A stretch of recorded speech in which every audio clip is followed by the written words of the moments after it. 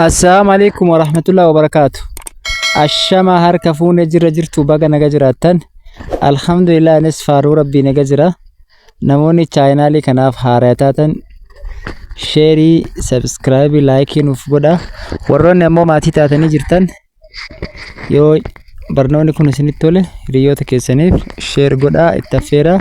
Na jajjabeessaa isiniin jecha guyyaa har'aa wanti waliin ilaallu akkaataa viidiyoo YouTube irratti gadhiisan itti waraabnu telefoona keenyaan isin garsiisa. Nafaana viidiyoo yookaan suuraa tokko kaasuuf deemnu telefoona keenya haala kanaan ol qajeelchinee qabna.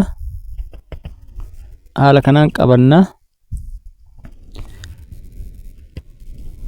Ammoo suuraa yookaan viidiyoo YouTube irratti gadhiisuuf haala kanaan qabannee suuras ta'u viidiyoo ittiin waraabna telefoona keenya haala kanaan qabne.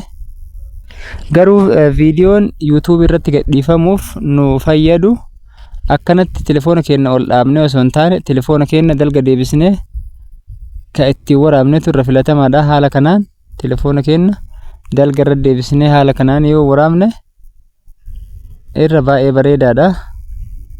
Guutee mul'ata. Haala kanaan yoo waraabne telefoona keenya dalga ciibsinee ittiin waraabna viidiyoo ka YouTube haala kanaan waraabna jecha telefoona keenya ciibsinee ol dhaabuu osoo hin taane haala kanaan ol dhaabuu osoo hin taane haala kanaan ciibsinee viidiyoo waraabuu dandeenyu waraabuu barbaannu san waraabna jecha haala kanaan telefoona keenya ciibsinee haala kanaan waraabna.